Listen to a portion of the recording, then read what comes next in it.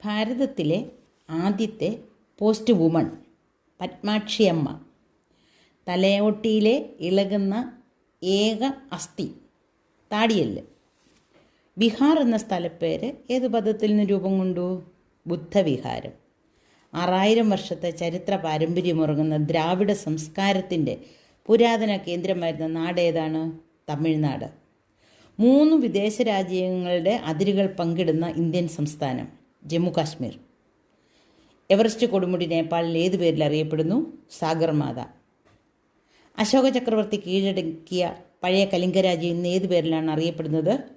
ഒറീസ.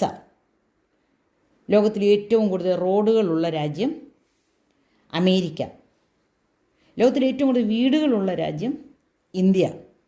ലോകത്തിലെ ഏറ്റവും വലിയ സിനിമാ കേന്ദ്രം ഹോളിവുഡ്. ലോകത്തിലെ ഏറ്റവും വലിയ മഹാകാവ്യം മഹാഭാരതം.